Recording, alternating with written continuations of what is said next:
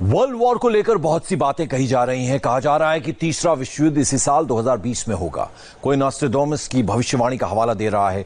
बहुत सी बातें हवा में की जा रही हैं। कोल्ड वॉर का जिक्र भी हो रहा है। अमेरिका और चीन की टक्कर को लेकर इन कयासों में कितनी सच्चाई है, आज हमने कई इंटरनेशनल रिसर्च को पढ़कर और उनका आकलन करके एक बहुत ही प्रामाणिक रिपोर्ट बनाई है।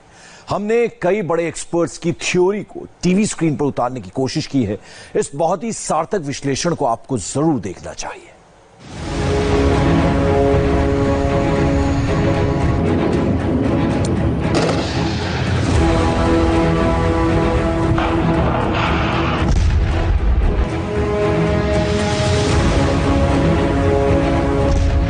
जंग की प्रैक्टिस का ये वीडियो देखने के बाद अब वर्ल्ड मीडिया की हेडलाइन देखिए।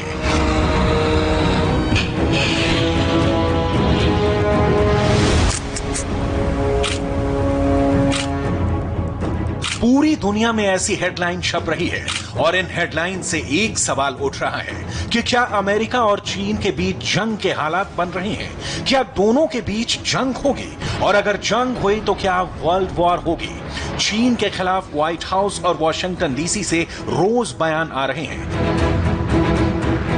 चीन का विदेश मंत्रालय रोज नए स्टेटमेंट जारी कर रहा है। अगर अमेरिका और चीन ने अपने हाथ रोके रखे तो क्या होगा?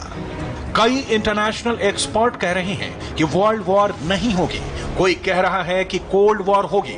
किसी का दावा है कि कोल्ड वॉर शुरू हो चुकी है। और वर्ल्ड वॉर या कोल्ड वॉर होगा 2020, 2021 या फिर 2022। बड़ा सवाल है कि दुनिया किस तरफ बढ़ रही है, विश्व युद्ध या फिर शीत युद्ध। इसे लेकर हमने कई रिसर्च पेपर, कई स्टडी पर गौर किया है, कई एक्सपर्ट्स और उनकी थ्योरी को ध्यान से पढ़ा है और ये रिपोर्ट उसी के अनुभव पर तैयार की है। दुनिया में इस वक्त 3 बड़ी पावर है, लेकिन इनमें से 2 ध्रुव ऐसे हैं जो इस वक्त आमने सामने खड़े हैं। पहला अमेरिका और दूसरा चीन। एक सुपर पावर है और दूसरी ताकत सुपर पावर बनने की दहलीज पर खड़ी है। दोनों के बीच जंग हुई तो वर्ल्ड वॉर होगी। अगर नहीं हुई तो दुनिया कोल्ड वॉर के एक और दौर में दाखिल हो जाएगी। वैसे कई दावे हैं कि अमेरिका और चीन की कोल्ड वॉर शुरू भी हो चुकी है। Centre of US China relations के निदेशक ऑरवेल शेल के मुताबिक अमेरिका और चीन के बिगड़ते संबंध की वजह से इस वक्त दुनिया बहुत ही खतरनाक मोड़ पर खड़ी है और इसे ठीक करने के लिए डिप्लोमेटिक स्तर पर भी कोई उपाय नजर नहीं आ रहे। यूएस चाइना बिजनेस काउंसिल के अध्यक्ष क्रेग एलन ने कहा है कि अमेरिका और चीन दोनों मिलकर दुनिया का 40% उत्पादन करते हैं और अगर दोनों के बीच हालात बिगड़ते गए तो दुनिया अस्थिर हो जाएगी और वैश्विक व्यापार ठप हो जाएगा। क्या अब भी शक की गुंजाइश रह जाती है कि अमेरिका और चीन की ये टक्कर दुनिया को कैसे नुकसान पहुंचाएगी? ये कुछ ऐसे ही हालात हैं जब द्वितीय विश्व युद्ध के खत्म होने के बाद अमेरिका और सोवियत संघ के बीच बने थे।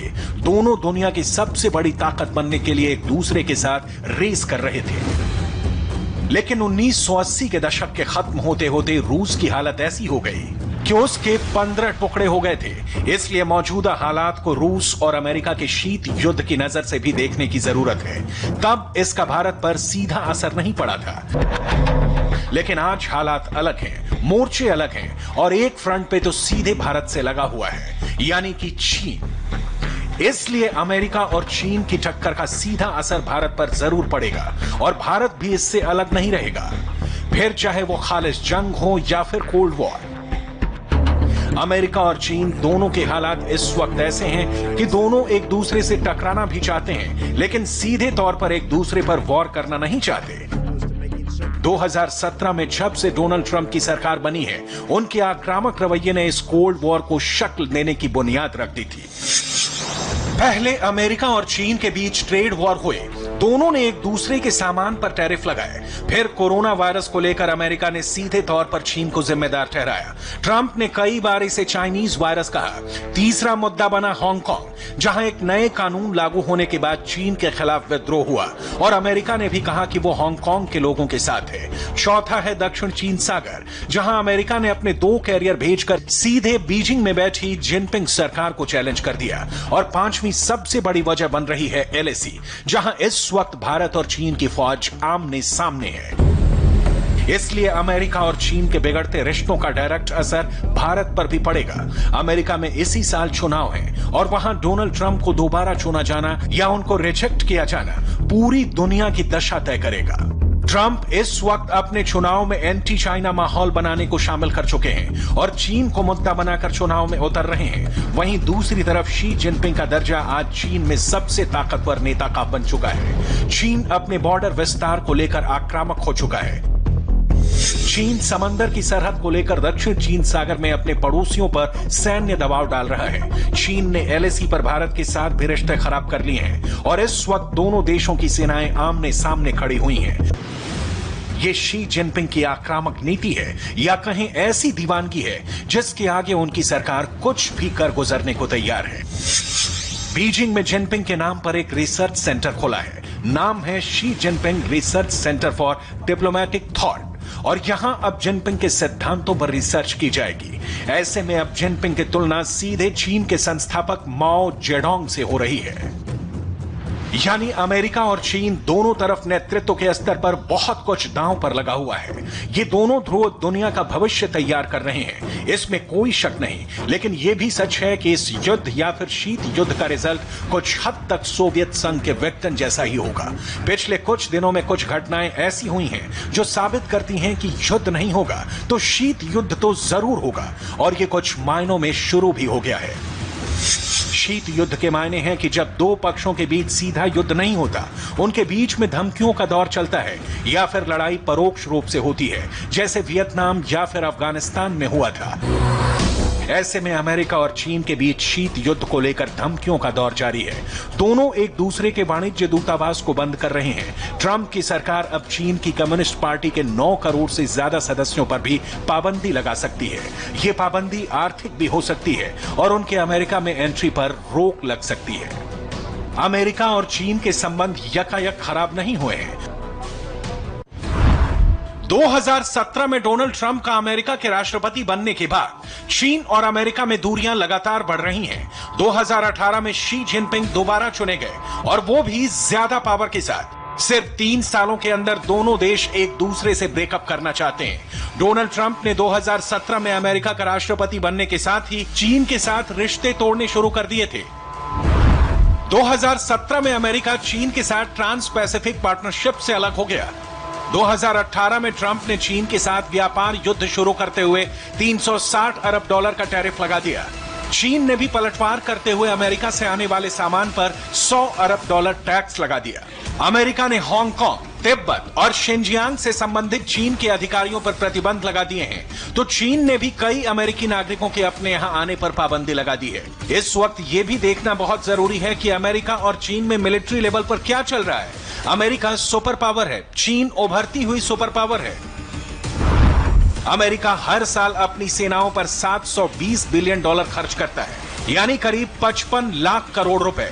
वहीं चीन का डिफेंस बजट 180 बिलियन डॉलर है, यानी 13 लाख करोड़ रुपए से ज्यादा है।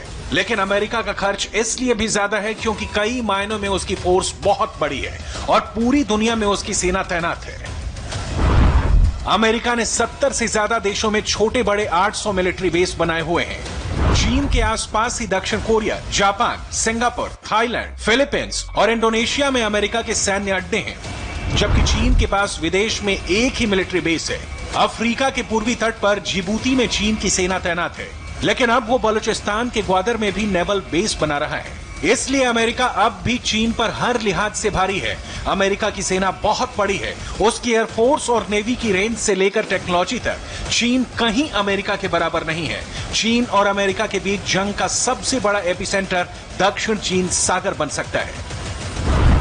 साउथ चाइना सी स्ट्रेटेजिक सिचुएशन प्रोबिंग इनिशिएटिव के निदेशक हु बो के मुताबिक चीन और अमेरिका दोनों परमाणु शक्ति हैं। दोनों के बीच छोटे युद्ध के खतरे से इनकार नहीं किया जा सकता। ऐसे में समंदर में छोटा सा एनकाउंटर भी अमेरिका और चीन के बीच एक बहुत बड़ी जंग में तब्दील होने का वक्त नहीं लगाएगा। इस वक्त अमेरिका भी चीन को खतरा मानता है, इसलिए वियतनाम और अफगानिस्तान की तरह वो चीन के खिलाफ भी ऐसी जगह मोर्चा खोलना चाहता है जहां उसे सीधा खतरा ना हो।